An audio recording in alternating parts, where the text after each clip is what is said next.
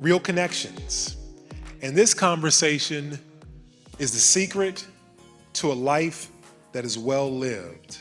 And we got Stephen Graddick leading the conversation. It's gonna be a really, really interesting and engaging one because they're gonna get into some really neat things just from lived experience and wisdom. So let's dive in. Give it to you, Stephen. Thank you very much. There he is. Listen, thank you guys. You can do better than that for Stephen Graddick. I'm just kidding.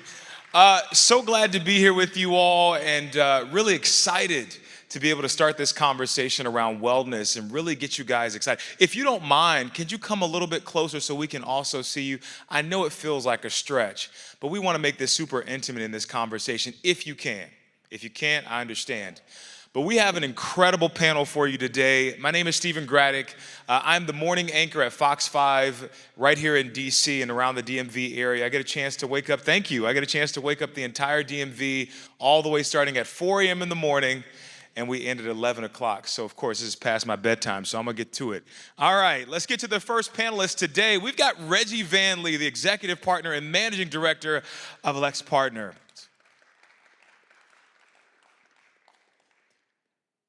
Also, Eric Kapitulik, founder and CEO of the Program Leadership. We've got Danny Goldberg, workplace culture expert, data strategist, and serial entrepreneur. That's how you know you're a serious entrepreneur when you got the white sneaks on, by the way. Also, Kristin Maczko, who is here, executive coach and organizational effectiveness leader at Google Data Centers. And then finally, last but not least, a man after my own name, Dr. Stephen Peters, President and CEO of Peters Group, LLC. Let's give them another round of applause. All right, well, I'm excited because I know that this conversation of wellness, many of us get taps of it on social media, but now we have experts in the building, all of them with very, very robust careers. And I'm gonna start all the way at the bottom here, and we're gonna go through this list, and then I'm gonna tell everyone about each of these particular people on our panel. Reggie, I wanna start with you. I know that you're the executive partner and managing director of AlixPartners. Can you explain to us the type of work that you do day in and day out? So AlixPartners is a consulting firm, a management consulting firm, and we do transformations of organizations. So whether it's a strategy problem, the business processes, the organization structure, the culture, the talent, we move you from where you are to where you want to be. And oftentimes that has both growth pieces to it, it has cost reduction pieces to it, it has leadership issues and training and development. We have to deal with soft issues as well as hard issues. And for example, the transformation of General Motors is something my firm did. The forensic analysis for the Bernie Madoff trials, my firm did that work. So it's real serious work. It's not bubble chart consulting work. It's real serious work. All right. Eric, I'd like to get your idea on what type of work that you do so that folks can get a better understanding of what the work that you do a day in and day out.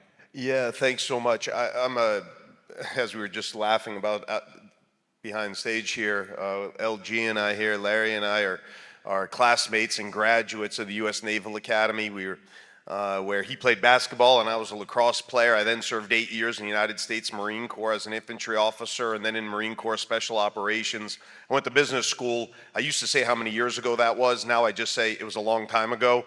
And then I founded the program. And the program has one mission: develop great teammates and leaders to create world-class teams. That's what we do.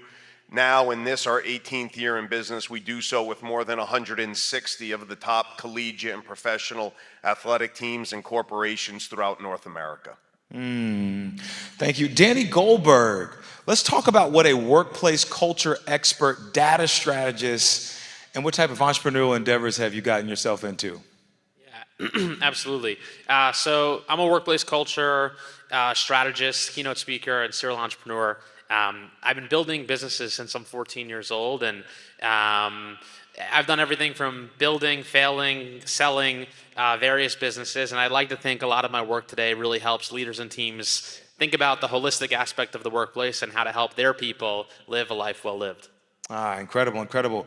All right, Kristin, let's talk about being an executive coach and organizational effectiveness leader at Google Data Centers.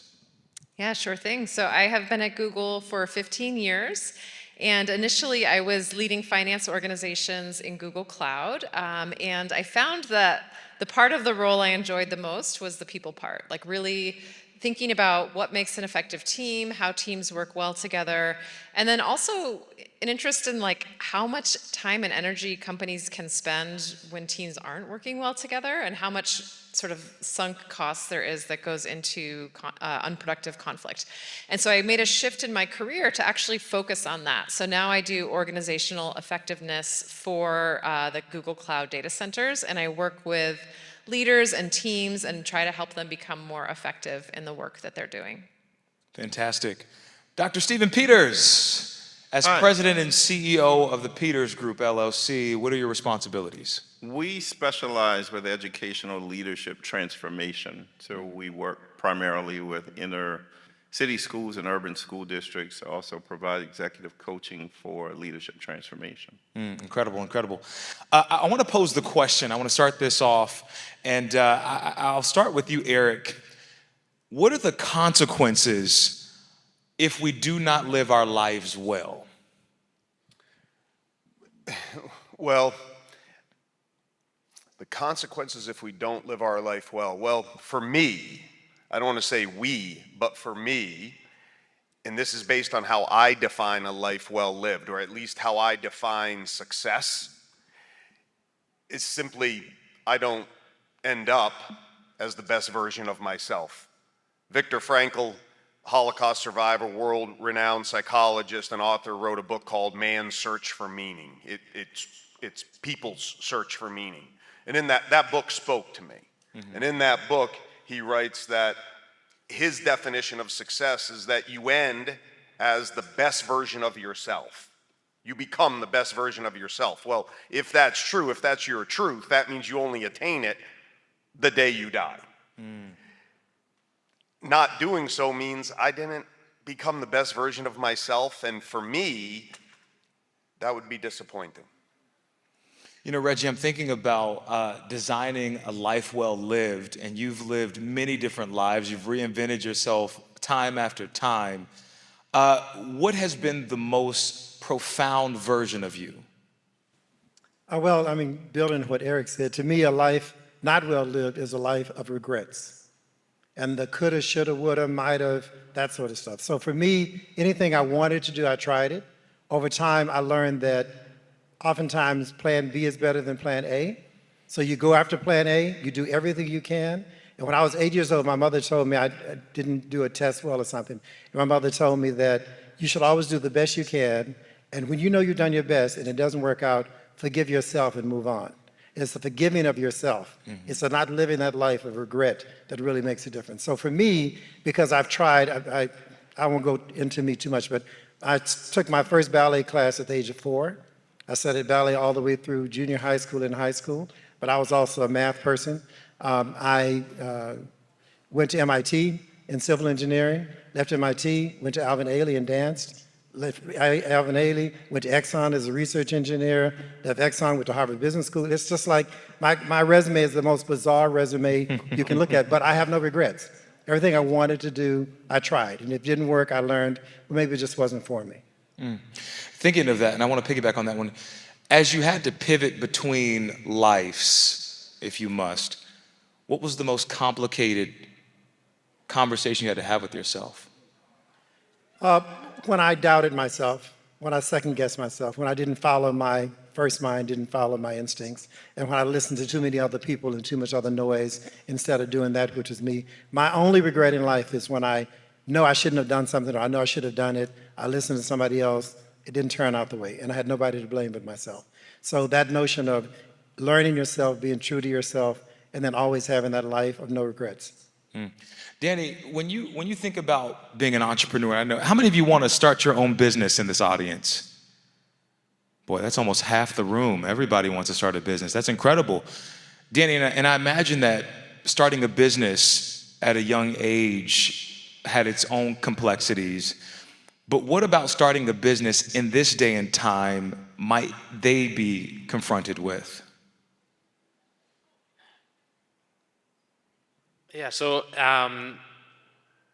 maybe I'll take it a little bit of a different direction if that's okay. But I'd say there's probably never been a better time to start a business than right now. I mean, we have literally the panel before this was about AI, and like there's so much at our fingertips that enable us to be able to have an idea, pursue an idea, and actually turn that idea into a reality. So, when I joke about it now, but I started my first business at 14 selling boxing gloves, and I remember like going to the library and finding a business book at 14, and I'd never even opened it probably, but I took it out and it was about how to write a business plan, and I did the best I could to write a business plan and start a business. But I think today there's so much at our fingertips. So I think if we have an idea, especially if we're in college, like this is the best time to have an idea, pursue an idea, and try it out. So this is a good time to incubate whatever idea you have, use the resources of the college, and then bring it to life. Is there a moment for you as an entrepreneur or even as a keynote speaker where you've had to rethink your whole entire career? Was there a down moment that you looked at and said, you know what, maybe this isn't for me? In terms of building a business, or Yeah. For sure, absolutely. I mean, there's been a lot of down moments, a lot of twists, turns, pivots. When I was 20 years old, my dad passed away, and that was a big turning point for me in terms of how I thought about work and life. And when I was 25 years old, my mom passed away. And that was probably the single biggest turning point in not just my career, but my life. And for me, when my mom passed away, they both passed away from cancer. But when my mom passed away, I was building a business for nearly 6 years, successful, profitable. I'd say every small business owner's dream in many ways. And when she passed away, I took a beat probably for the first time in about 6 years, and I asked myself, how and where do I want to spend my time, knowing that my time is limited? And I ended up creating a list of, I basically rewrote an entire life that I wanted to go and create, and not so simple, but 2.5 years later, left my business and pursued the work I'm in now, and life looks very different. Wow. It's incredible. Kristin, I want to ask you this question. Is there such a thing as a work-life balance in this society with social media, with childcare, with so many things? Can we achieve work-life balance? Yeah, no, that's such a great question. And a prior role that I had was leading mental health and well-being for Google. And so we definitely had that question a lot in that role. I think one of the really critical things to remember about ourselves is like we are in the same bodies that evolved 100,000 years ago. Our bodies and brains are just not made for this current modern moment where we're just flooded with information at such a remarkable pace. I studied neuroscience, and I always kind of go back to just like, this brain was not built for the world that we're in now. And so I think one of the things, as much as life and society and family and work pushes against it, you have to take breaks. Like you have to have regular moments, certainly in your week, in your day, where you are offline, where you are not getting inundated with constant information. Every creative person talks about how their best ideas come when they're in the shower, when they're on a walk. Like so many people throughout history have talked about their daily walk, and that's where the creativity comes from. So I think even for your work, like even for the creativity, taking a break, having balance, having connection to others is where you're going to be most creative. And then of course, just for you and for your health. I mean, to the point, like life is short, and it's not just about work. And so I think society makes it really hard, but we have to really put that line in the sand to be able to live a satisfying life. Dr. Peters, I'm thinking about the 38 years that you spent in education, and I think some of these students and folks who are here may be able to recognize that education, as we know it, has changed significantly with the introduction of AI, with the introduction of technology rapidly moving in our society. How can we embrace the moment that we're in, especially knowing that education, we're getting it from all sorts of places? How do we streamline that to live our best lives? Yeah, I don't think we can avoid it. I don't think we have a choice. I think that we are living in a time, like Kristin just said, that it's like, wow, what do I do from here? For me personally, being on the consultant travel constantly, doing 100 speeches a year. Up until 2015, I was on a stage doing a speech to 6,000 people. And when I got on the plane with my wife, I says, I don't want to do this anymore. Books were selling off the shelves, had 2 bestsellers, speaking fees, great. And she said, what do you mean you don't want to do this anymore? I says, I don't want to do this anymore. I want to go back on the front lines of the work, because 13 years prior, I was running schools, right, with students and going in the classrooms. And so I've been gone for 13 years, but yet I'm on the main stage telling people what they should do. I felt like a hypocrite.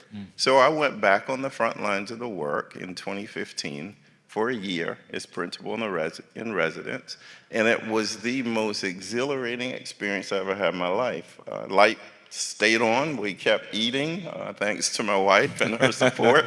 But I lost all speaking fees, I lost all book fees for that year, but it was the most empowering experience I ever had in my life. And so fortunately for me, when I decided to go back on the front lines of the work, 3 days on the job, the BBC in London called me on my cell phone and said, we heard that you're doing the most courageous thing, you're going back, let us film it. So they filmed American High School, a school in the South, which actually won Best Education Documentary in Europe in 2017. That's incredible. Let's give him a round of applause for that. That's amazing. So now I feel like I'm back out here now, fully armed and ready to help my clients, because I know what their lived experiences are. I can help leaders become the better versions of themselves, knowing what I know, having experienced what I've experienced. I want to get in that in just a moment, but I want to pop to Eric for a second. Eric, you are one of the members of the U.S. Navy who were able to commit yourself and your life to this country. You've also played competitive lacrosse. As a high-performance individual and having to separate your athleticism, separate your mental toughness to be a father, to be a husband, how were you able to negotiate with yourself about who you were even after you let go so many major roles in your life? Yeah, thanks for that. I don't know how you put high performance in the past tense. High but I would performance even highlight- today. You're still high performance. I don't know how you get that back here, but yeah, but let's make sure we understand each other. That's past tense. But I've been very fortunate along the way in what I get to do here, working with so many college and professional coaches, athletes, and business leaders. One of those experiences was working out at Kansas State football when their Hall of Fame legendary football coach was a gentleman by the name of Coach Bill Snyder. We had a chance to work with them when Coach Snyder had retired, was put into the College Football Hall of Fame. Kansas State was doing poorly, and he came back, and now he's in his 80s coaching his team, this team. And after the event, he was very generous. I got an hour to sit down with him, and we just talked, the two of us. And I said, Coach, what would you tell your 30-year-old self about being a success? And he said something to me that 2 weeks later, I was watching a special on ESPN and watched Kobe Bryant talking to the Alabama football team. And what Coach Snyder said and Kobe said were exactly the same thing, almost word for word. And what they said was this. He said, Eric, first of all, write down how you define a success. I would challenge you all to do this. Define success for you. And that will change or could change at different points of your life. As Reggie just said, at one time it meant MIT, at the next time it was dance. At the next time it was that. So how you define success may change in your life. I know that for me it has. At one point it was, be the best lacrosse player I could be. Then it was be the best special operations officer I could be. And then now how I define success is be the best husband and father that I can be. Okay? If that's my definition of success, as Coach Snyder then went on, he said, all right, so define success for you and then write down everything else on this sheet of paper that's keeping you from getting there. Everybody that isn't helping or an active participant in you becoming how you define success, and then everything in keeping you. And then edit it out of your life. Just edit it out. I know a number of panels, and we are at a Google event here, but as an example, you won't find Eric Kapitulik on social media. And that's not to say that I don't think there's some great things about social media. And you can say it's generational, fine, but for me, although there are some positives to it, in my life, the time that I'm spending on social media, I can shut my phone off, as Kristin's saying. I just shut my phone off at the end of work. I just shut it off. And I spend time with my kids and my wife. Well, that's how I define success. Again, I'm not saying that's how you have to define it. That's just me, and that's one way I do it. I do a good job of editing people and things out of my life. I really like that. Kristin, I got to bring you in on this one.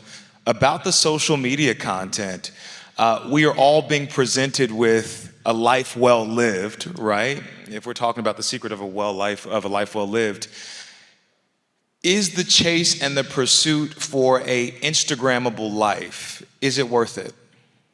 Yeah, this is such a timely question. No, I would say it's, formulated.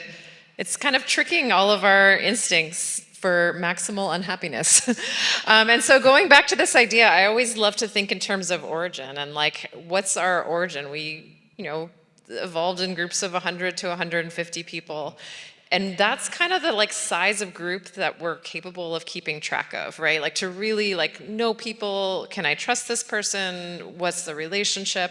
And so all of our instincts is around these kind of small groups, really caring if someone is hurt, caring and feeling a pull. If someone's upset with you, what's happening? And in a small group, that's very healthy. That's how groups stay cohesive. That's how we learn and grow. When you start taking those instincts and then giving someone access to millions of people, you're setting yourself up for torture, right? Like if you post something, it's guaranteed that not everyone is going to like it, and you're going to get the comments from the people that don't like it, or not enough people will follow, or whatever. And we're just subjecting ourselves to these very unnatural kind of levels of input. And also in terms of just the sheer, it's really important to be informed, but in terms of the sheer connectivity and level of information we have about suffering all over the world, all the time, every minute, every hour, it's hard. Like for people that are compassionate and empathetic, you can wear down your empathy. And so, yeah, I really think it's a good point. I think it's been shown to be very harmful for our mental health, for teenage girls' mental health in particular. And it's, I'm not quite as far along as you in terms of not being on social media. I think I aspire to that, but I cannot see any downside to that. Like, I just think that would be so good for mental health and connection. Yeah. Reggie, I know that this generation, including my own, we were taught to go chase the bag at all costs, whether that means we sacrifice relationships, we sacrifice family, we move far away, we drain ourselves from our communities.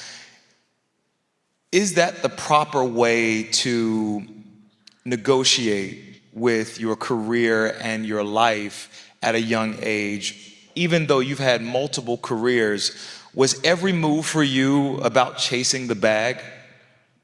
Initially it was, and I remember people laughed. At one point, I wanted to make $100,000 a year. That was like a huge thing for me, right? I was blessed enough to sort of run past that in my first job as an engineer. But I always felt that there was something of value in my life that I needed to chase. And it was money initially, but for a short period of time. And eventually it was, I wanted to make sure that something happened on this earth because of me that would not have happened had I not been here. That I would leave that implant on the earth in some sort of way. But my father really punctuated it for me. When I was a partner at Booz Allen, I was one of 2 black partners, and I was in the senior ranks in the rooms with all the important decisions being made. But it was a lonely room, because I didn't look like any of the people there. I didn't have the values that they had, et cetera. And I would complain to my parents. And my father told me, he said, it may be lonely at the top, but it's crowded at the bottom. He said, do you really want to be at the bottom? He said, if you don't like being in that room by yourself, maybe God put you in that room to bring others into that room. And so my life is all about getting into a room that perhaps others don't feel I deserve to be in, and then bringing others into that room, no matter where I am, whether it's in socially, whether it's in business, whatever it is, but for me to really get into those hallowed places, but make sure that my role is to open that door and bring other people in. That's what I live for now. I love that. Danny, I'm thinking about this next generation as they're going into the workforce. They will be greeted with a generation much older than they are who may not understand social media the same way. They may not understand the cultural connections to media and technology, but yet they're requiring them to still be effective at work. But we're finding that in studies, students, younger people, particularly Gen Z, they don't want to work as long. They want more breaks in between work. They want more conversation. They want more perks and amenities. Where was the workplace before the pandemic and the workplace now? Yeah, I mean, work continues to change at a rapid pace, and COVID certainly transformed how we think about work, how we work, where we work, when we work, what work looks like. I'd say just in terms of like the changes that I'm seeing, I'd say a lot of people actually who are in leadership positions or who are running organizations, maybe there's some generational assumptions around Gen Z, millennials, around how they want to work, where they want to work, when they want to work. They want matchas at 8 a.m. and they want to be managers after 2 weeks. But in my line of work, what I encourage leaders and organizations to do is to really invite Gen Z and millennials into the conversation to actually understand what it is they want and what are their gifts, their talents, the things that they possess, the level of understanding they have perhaps around social media, and how can they actually bring that to the table to help better the organization, the team, and the people around them. So I guess I invite more of a conversation and more of like try to really deeply understand the people in front of us, whether they be Gen Z or boomers. I think we all bring talents, gifts, and things to the workforce that can better not just work, but ultimately each other's lives. And I want to follow up with that. What is the responsibility of an organization to provide a healthy workplace for the employee? Yeah, I mean, I'd say that's everything. I think if you're in an unhealthy work environment, and I think some of the questions that you shared, it's very interesting to hear everyone's take. But I think there's a time and a place for everything. I think when I look back at my early 20s, the way that I defined success, the way that I thought about work, if I was in the office past 10 p.m., I was like, I'm doing it. This is what I'm supposed to do. This is what success is. Today I'm 32, married, have a baby, a golden retriever. Like at 6:30, I want to turn off my computer and be present with my family. So like the way that I define success today looks differently. And I think no matter where you are, if you're just entering the workplace, if you're in a place that isn't supporting you from a mental standpoint and making you feel mentally healthy, emotionally healthy, there's a lot of opportunity out there. And I think just in terms of one of the changes that have happened, people know that there's a lot, like there's never been a better opportunity than right now to go into the workforce, than to start a business, because there's like we have the world at our fingertips today. So, I think knowing that if you are in a place that's toxic, there's perhaps better out there someplace else. You heard that. Get out while you can. Dr. Peters, let's talk about your clients right now. You get a chance to coach high-level professionals, people who are making environments for young people to engage in. What are you finding is the biggest challenge right now? Well, it's funny you asked that question, because we engaged in a think tank about a week ago about high-level decision makers and where they are presently. And what we're finding right now is we have so many leaders not doing their job because they're afraid of losing their job. No, wait, you got to unpack that one. Okay, I'll do it. I'll say it again. We have many high-level leaders in education not doing their jobs because they're afraid of losing their jobs. 80% of my coaching sessions are dealing to be tailored to that subject. How do we get leaders to continue to bring their curiosity to work, their innovative ideas to work, their vision to work. And so it's almost like compliance now over quality. And it's very scary to see because school districts are just existing versus moving to that next level of transformation. I was thinking when it was Eric answering the last question. Years ago, we hired leaders because of knowledge, skill, and experience. Now we're hiring leaders who are vulnerable, transparent, and builders of relationships. Because these are people who will come in, not wait to be told what to do, but they'll come in and suggest what they think you should do. And it's the same thing at the teaching level. We used to have teachers get this big book and this is how you do things, and no longer is that hold true. We're bringing people in, especially young people, because they have creative minds. They're visionaries. They are the builders of the future. So we need to make sure that we're leveraging that creative mind and that curiosity that they bring into that space. It's hard now to separate work and personal. My thing is I get away, I'm at the golf course, I put my cell phone in my golf bag, I turn it off, and I'm out there for 4 or 5 hours, and I'm like a little kid, because you have to balance it. Work today is not what you do, work today is who you are.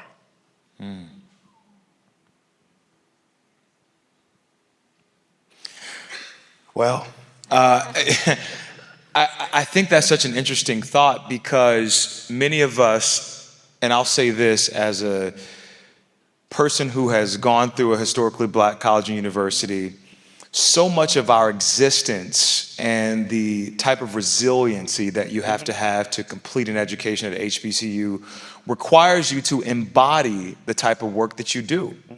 Many of us coming from backgrounds where there's not much left to attach ourselves to, and so we have to connect ourselves to the work in which we do. We find meaning and purpose in it.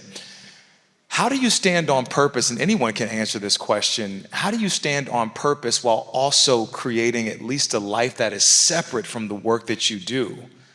Should our purpose be deeply rooted in the work that we do, or can we just pick something that is completely disconnected? I'll often answer. You asked the question about work-life balance. Personally, I don't believe in work-life balance. I believe in work-life integration, to bring those together. Because if you put one before the other, there's a resentment one way or the other. So for me, in consulting, I learned problem solving. I learned how to understand the core problem, to understand what framework do you use to solve the problem, where do you get the data. I use that in the board that I chair with the ballet. I learned it in corporate America. I use it in my not-for-profits. So I'm always feeling as though I'm getting, and what I learned in not-for-profits as a young person, I was able to get very senior roles on boards of not-for-profits. I couldn't have gotten that in corporate. That learning on that board, I took back to my corporate boards as well. So that notion of back and forth. So to me, the purpose is the purpose of adding value in the world and making an impact no matter what I do.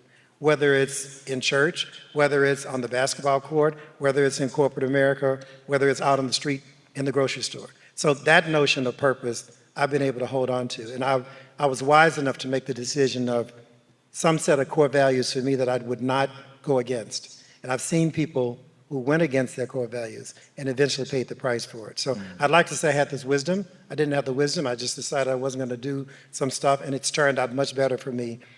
Not to go too far, but 2 weeks ago was my 50th high school reunion. So I'm an old guy, right?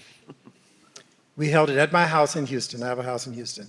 And some of my classmates look broken down and feel broken down because of choices they made against their values, against their purpose.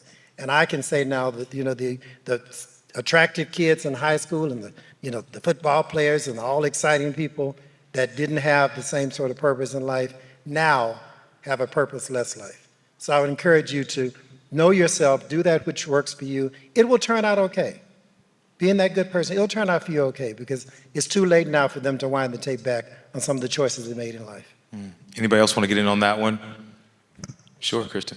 Yeah, I feel kind of echoing what you're saying. I feel very strongly that your your purpose does not have to be how you make money. And when I do career coaching for people, I think we all have like skills and gifts that are unique to us, that there's kind of, when you're giving from a place of a gift, it's like really beautiful and joyful and natural. And I've seen so many people not give their gifts because they're looking for it to be in a job description. And if you can find it in a job description, great, like more power to you, but it doesn't have to be. And I think for me, that was very freeing to be like, I can do things in my volunteer life. I can do things 5 hours a week that give me a huge sense of meaning and purpose, and it can be separate from how I make my income. So I feel pretty strongly about separating them. Unless, I mean, I happen to be in a job right now that I love, and so if you're able to combine it, that happens periodically, great, but don't bank on that. Anybody else thinking about that? Yeah, I think to invest in young people, you said 38 years. This is actually my 45th year. Wow. As an educator. I graduated Hampton University in 1980. And I woke up this morning with an equal amount of passion that I did in 1980. So I feel that the past 45 years I've not worked. It's not been a job. It's been a life of pouring into young people, seeing the impact of the connection, right? Of the talks, of the actions taken, and seeing them become fathers and mothers and aunts and uncles and CEOs and doctors and lawyers and engineers. I mean, it's just a powerful experience to see a life that you poured into pour into the world. So I can't say that's work. It's ministry. It's a mission on a mission field. I love that. Danny, yeah, I was just going to add, I think that work and life, I mean, I love the use of integration instead of work-life balance as well. But when I look back at college, I wish someone asked me when I was in college, how do you define success? I think first just defining that is mission critical. I think it's something that we should all sit down, ask ourselves, and continue to ask ourselves, because life changes, we all change. And as we go through changes in life, how we define success is going to change. But I think just being really intentional about the life you want to live. I think intention is the word that comes to mind for me. And I don't think there really is a right or wrong choice. And this might be very cliche as the millennial, but I think if you wanted to take a couple of years and not work and you could still pay your bills and get by, that's an okay choice. I have a cousin, he's got no work aspiration, but he loves to surf. He lives literally in a shack, and he wakes up every single day, catches the sunrise waves and goes to sleep, catches the sunset waves, and it's not necessarily the life for me, but I admire it. I think it's awesome. So I think it's becoming really intentional and hyper clear on what does success look like for me, and how and where do I want to spend my time, and it's okay if that changes over time, as it probably should. Yeah, I love that. Yeah, and I think, Stephen, important to note would be that in the past 5 or 10 years, the shift for me is we spend so much time trying to help young people become successful, because that's what we did. And I think now it's the exact opposite. I think we need to expend as much energy as possible helping young people understand how to survive or to pivot, as it does for them to become successful. Helping them understand what to do when you're not successful, because we go through so many experiences when we're not successful. And we can't just give up, we can't just stop. So we should really, really create safe psychological spaces wherein young people know that failure is a part of success. Yeah, the invitation to fail. Yeah. I think we only got 2 more minutes left, but you lead me to back to Eric again. Eric, I'm thinking about the term that is floating around our society now, especially within young people, is mental toughness. And I know it's been around for a long time, but there is this desire to want to be mentally tough, to get through the adversities, to get through the hard times, but yet we're not succeeding at it. How do we live a life well lived and also maintain our softness, but still have a mental toughness about us? Yeah, thanks for that question. Dr. Peters just mentioned it, is that as parents, coaches, teachers, business leaders, our job is to prepare young people, prepare the child for the path. We have too many parents, coaches, teachers, leaders preparing the path for the child. And it sets them up for failure.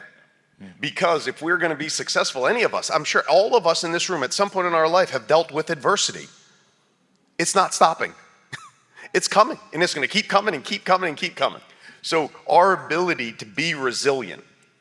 Now, to just answer your question very quickly, I know I can see the clock here counting down, is this. We get asked by coaches all the time in our training, hey, tell me how mentally tough you think this person is. And we work with them over our training. It's a version of Special Operations Boot Camp. And at the end of it, we tell the coach, you know, coach, I'm not sure how mentally tough he or she is because they're just so physically soft. I don't know.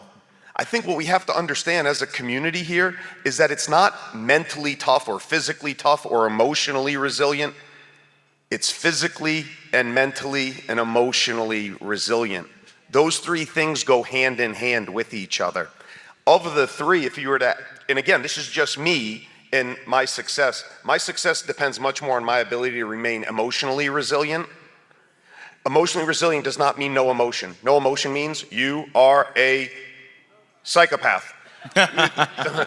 No, what emotionally resilient means is that you're able to stay mission focused in the face of emotional adversity. We face emotional adversity all day long, every day. Kristin was mentioning it on social media. We have it in relationships that we have in our lives at different points in our lives.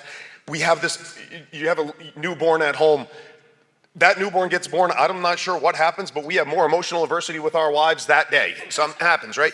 The point is here is we must develop our emotional resiliency. How do we do it? Be mature enough to know when you're experiencing a significant emotional reaction. Take a deep breath.